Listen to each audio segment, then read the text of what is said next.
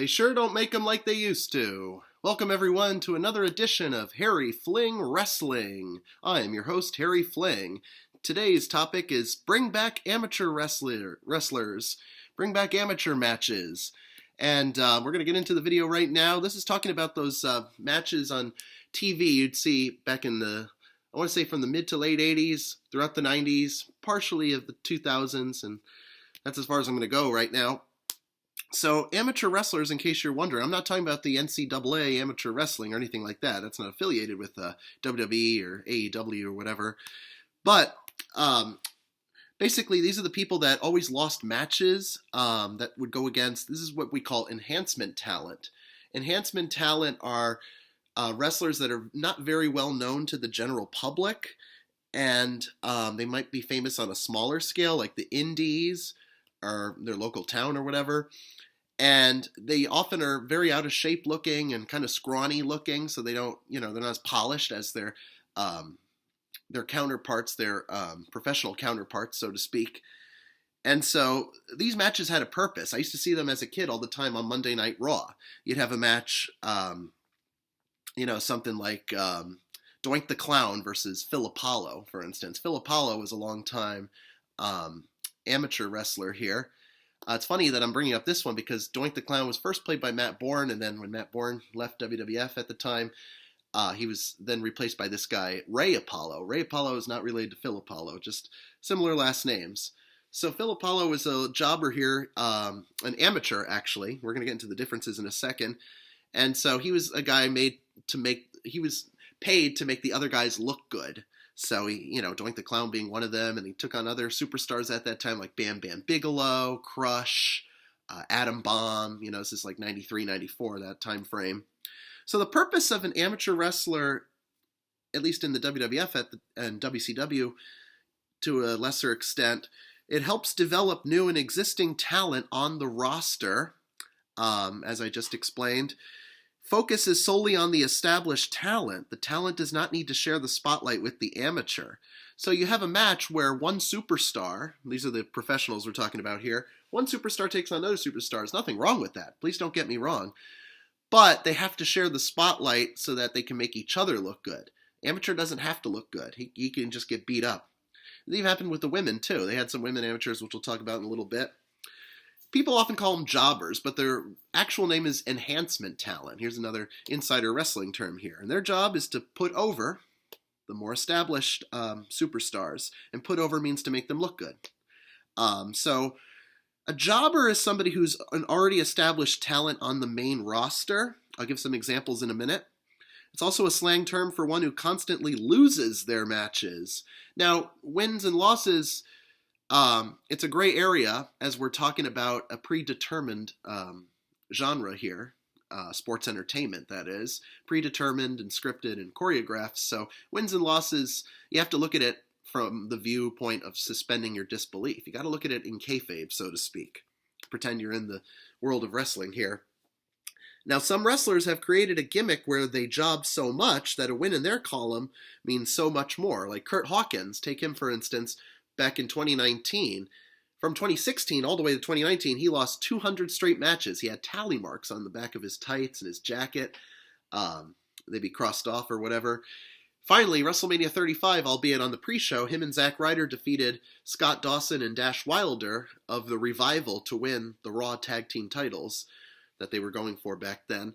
So, it was used as a gimmick for Curt Hawkins because people began to gain sympathy for him. He was a sympathetic character because of his losses. So that's just one example there. Now, some jobbers that you might recognize that are already established.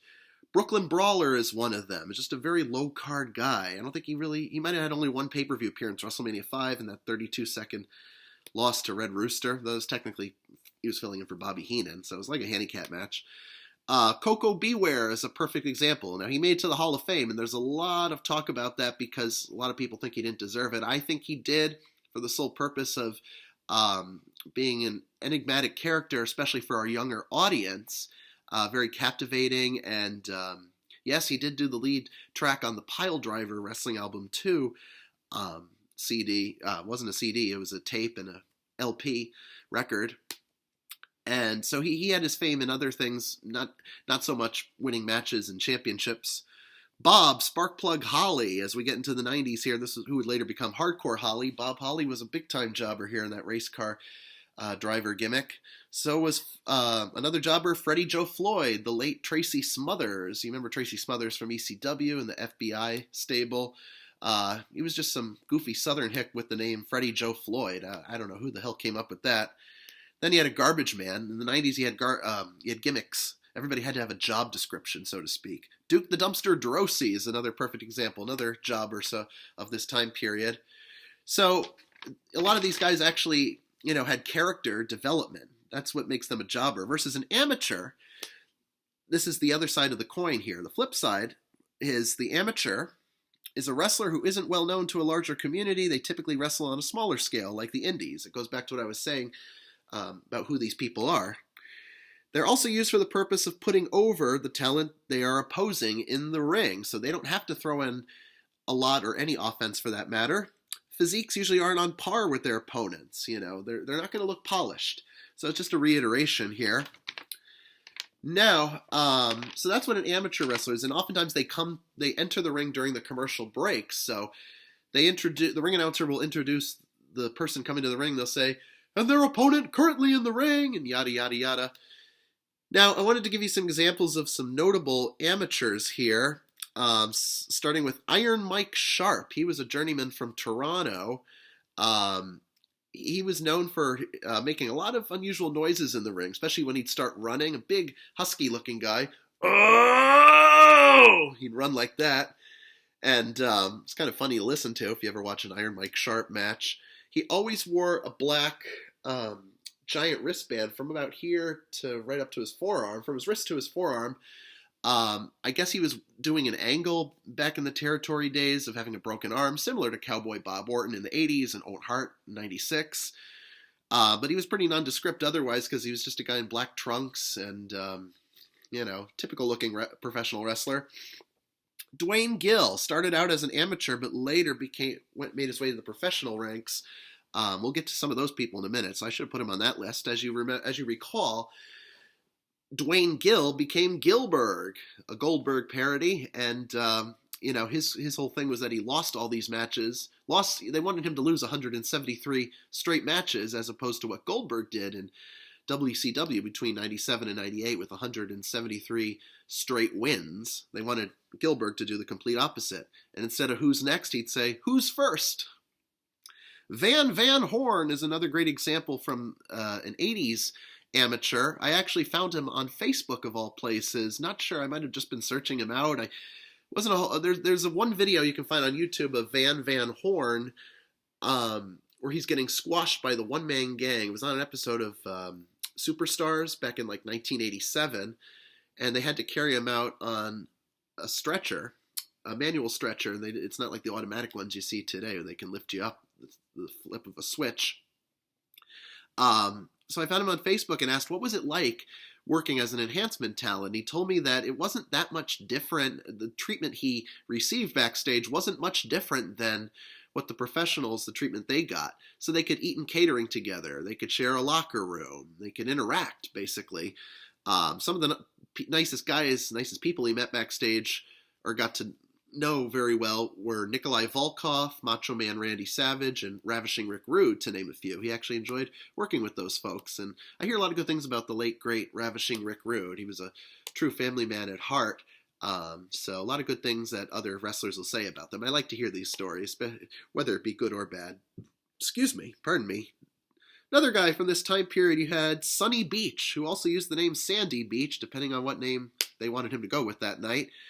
Bleach blonde looking guy. He looked like Bobby Eaton from the Midnight Express. He had the long blonde bangs in the front and the shoulder length hair. Kind of picture that. Pork Chop Cash was famous in the Southern Territories. I remember seeing him on an episode of Wrestling Challenge on YouTube back in 80. That match was filmed in 88. He lost to Ultimate Warrior. Rich Myers, as we make our way to the 90s. He was a guy, similar hairstyle, Sunny Beach. Except he really had the mullet going. A lot of those amateurs had the mullets come the early 90s, maybe the mid-90s too. And Rich Myers lost to guys like Quang, Bam Bam Bigelow, Crush, Adam Bomb, you name it, that time period. Mabel, Mo. Bert Centeno was another one. I remember seeing him lose to Lex Luger, for instance, on an episode of Monday Night Raw in the fall of '94. Bert Centeno, followed by Gary Sabaw, who I believe partially trained Matt and Jeff Hardy, another pair of amateurs that made it to professionals, whom we'll get to in a minute. Gary Sabaw, I think he's from North Carolina, not sure if he's from Cameron, but he had some involvement in training the Hardy Boys in their younger days. Rex King, I forgot what he looked like. It's just another 80s name. Back to the 90s here, we have Bob Cook, Bill Payne, and Brian Walsh to round out this list here. So you'd see them on Monday Night Raw or Superstars, or when I started watching Wrestling Challenge was kind of being phased out in favor of the Action Zone. So yeah, there's a timeline here, but I'm not going to give you the exact one just because I didn't have that exactly planned for this video. So I don't want to get off the point here. You also had some female amateurs here. When Bertha Faye debuted in '95, she had a couple of matches, one on Raw, one on Superstars, before challenging Alundra Blaze for the women's title and winning it at SummerSlam later that year. She went up against the likes of La Pantera Serena and Jessica Rivera, and both of those ladies were journey wrestlers, I think down in Mexico, especially La Pantera Serena. I don't know much about Jessica Rivera.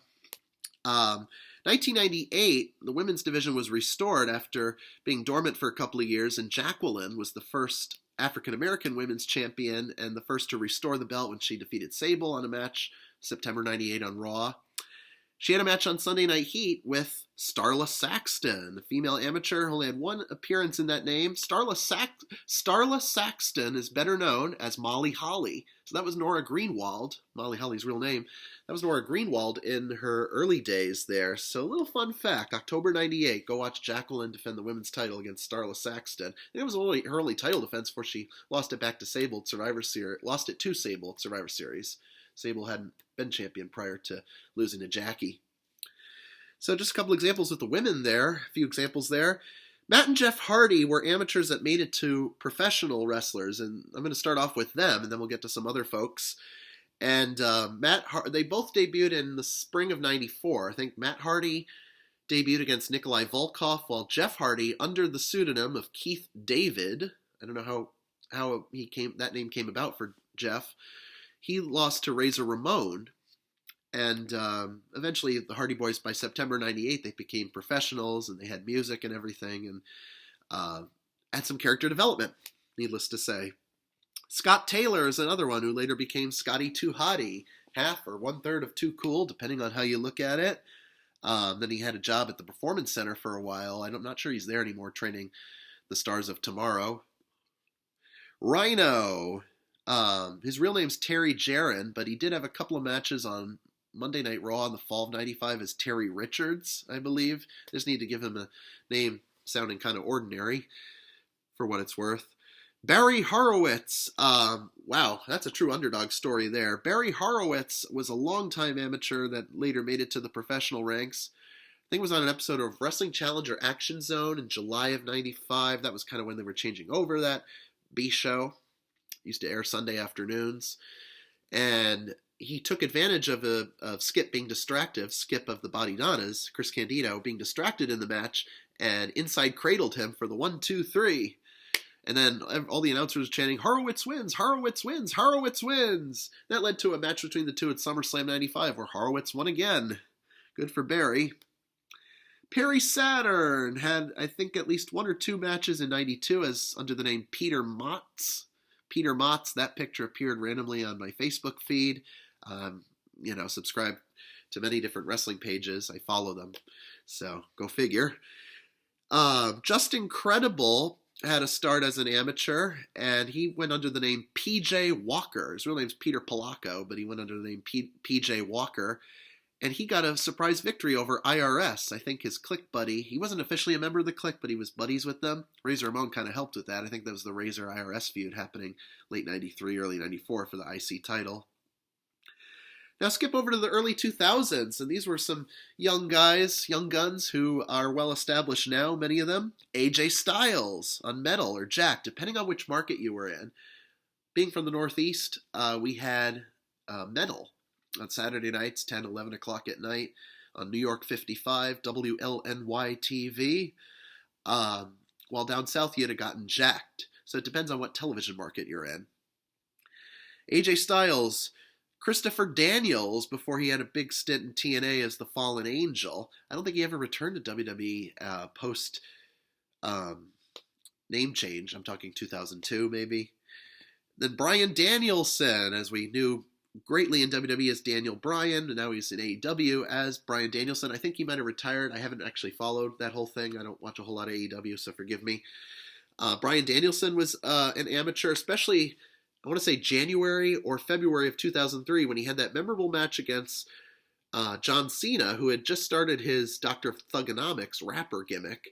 And it became iconic because of the fact that those two main evented SummerSlam in 2013. And it was just 10 years prior that they were lower card guys wrestling on Velocity. And Velocity actually replaced both Metal and Jacked. And Velocity was on TNN, which later became Spike TV. So whatever market you were in, everybody would have gotten Velocity. No name change. And then there was this guy, Frankie Kazarian. I think he had a few matches in like the summer of 05 on Velocity. He gained his fame, I think, in like ROH or TNA. So not a whole lot of Kazarian there. So those are just some examples I wanted to share with you. So go back and watch, especially Monday Night Raw in the mid-90s. You'll see, and Superstars in that time period. You'll see a lot of those amateur matches.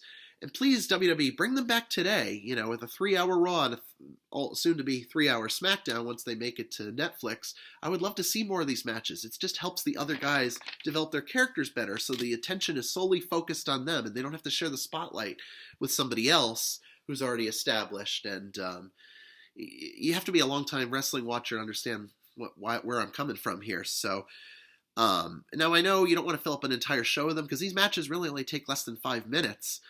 And people want to see actual long bouts here, but that's why I think that's the whole purpose of what pay-per-views were for. Or even before you had so many pay-per-views, you had Saturday Night's Main Event, late 80s, early 90s.